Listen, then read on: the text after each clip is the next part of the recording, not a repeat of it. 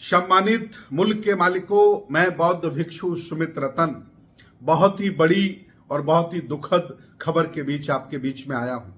मैं आपको याद दिलाना चाहता हूं, भारत के सभी मुल्क के मालिकों को और पूरी दुनिया में रह रहे अम्बेडकरवादियों को, बाबा साहब ने 1956 में अपनी दीक्षा हेतु नागपुर को चुना था, इसलिए कि वो नागों की राजधानी है और नाग वंश भारत में बौद्ध शासक रहा है। कई पीढ़ियों तक उन्होंने शासन किया है और समण संस्कृति को और समता की संस्कृति को स्थापित करने में उनका बहुत बड़ा योगदान है। वही नागपुर जहां बाबा साहब ने 1956 में दीक्षा ली थी, आज वो दीक्षा भूमि सामंतियों के कब्जे में चला गया है। सामंती उसे उजाड़ना चाहते हैं, सामंती उसे नेस्तनाबूद करना चाहते हैं, सामंती उसे बर्बाद करना चाहते हैं, सामंती उसे तोड़ना चाहते हैं। कारण मेरे लोग सामंतियों के साथ मिल गए हैं। दीक्षा भूमि स्मारक जो समिति है, उसने सरकार से एक प्रोजेक्ट लिया है कि यहाँ एक बहुत बड़ी अंडरग्राउंड पार्किंग बनाई जाए। मैं आपको बताना चाहता हूं, अंडरग्राउंड पार्किंग बन रही है, वहां तोड़फोड़ चल रही है और जो पीपल का वृक्ष लगा है, बोधि वृक्ष लगा है, उसकी जड़ें कट रही हैं और गायकवाड़ साहब की जो प्रतिमा लगी है वो भी धूमिल हो रही है। इवन जो बहुत बड़ा गुम्बद बना है दीक्षा भूमि का, वो भी खतरे में आ गया है। ये लोग जो षड्यंत्रकारी लोग हैं, सामंतवादी लोग हैं, हमारे लोगों के साथ मिलकर दीक्षा भूमि का असर और दीक्षा भूमि की जो श्रद्धा है लोगों के प्रति, उसे मिटाना चाहते हैं। बहुत बड़ा षड्यंत्र चल रहा है। नागपुर से लगभग 1 दर्जन लोग फोन कर चुके हैं कि बौद्ध भिक्षु आओ और नागपुर की दीक्षा भूमि को बचाओ। 1 जुलाई को एक बहुत बड़ा कॉल किया गया है, वहां हजारों बौद्ध भिक्षु पहुंचेंगे और नागपुर की सुरक्षा के लिए उस पर आवाज उठाएंगे।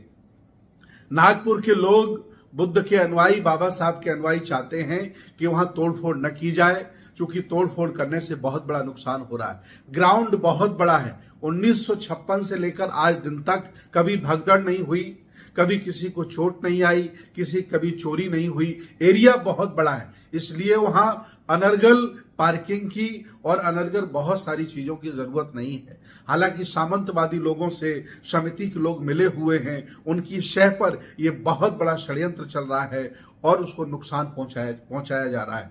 मैं चाहता हूं कि भारत के सभी विज्ञानवादी, तर्कवादी, अम्बेडकरवादी मुखर होकर के सामने आए।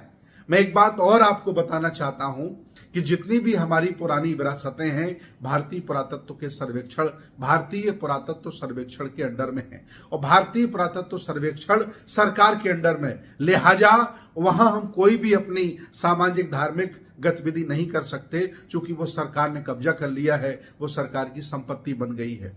कुछ संपत्तियां ऐसी हैं, जैसे बोध गया का टेम्पल, वहां पर मनुवादियों ने कब्जा किया हुआ है। एक ब्राह्मण रहता है, आरती उतारता है, आदि जो समिति है, वहां की मैनेजमेंट कमेटी है, उसमें आधे ब्राह्मण भरे पड़े हैं। इसके अलावा और भी ऐसी बहुत सारी, जैसे महाबोधि सोसाइटी है जिसका ऑफिस कैलकाटा में है, सारनाथ में, बोध गया में है। महाबोधि सोसाइटी में आधे से ज्यादा ब्राह्मण मेंबर भरे पड़े हैं। कहां सामंती कब्जा नहीं किए। माननीय बहन जी ने नोएडा में बहुत सुंदर गौतम बुद्ध यूनिवर्सिटी बनाई थी, वो भी सामंतियों ने कब्जे में ले ली। बड़े बड़े स्कूल बनाए थे, उन पर भी सामंती कब्जे में चले गए। नालंदा यूनिवर्सिटी एपीजे अब्दुल कलाम का सपना था और नीतीश कुमार ने सपने से बनाई, उस पर भी सामंती लोगों ने लगभग कब्जा सा कर लिया है। लिहाजा मैं बहुजन समाज को, यहाँ की 85% आबादी को, यहाँ के सही मायने में असली राजा महाराजाओं को सचेत करना चाहता हूं कि अगर वो जागरूक नहीं हुए, अपनी विरासत के लिए, अपने मान सम्मान के लिए संघर्ष नहीं किए, तो ये सामंती धीरे धीरे कब्जा कर लेंगे। वैसे भी इनके जितने बड़े बड़े बौद्ध हिंदू मठ हैं पूरे भारत में, बद्रीनाथ, केदारनाथ, ये नाथ, वो नाथ, सारे बुद्ध विहारों के ऊपर इन्होंने बना रखे हैं और इनका जो षड्यंत्र है वो जारी है।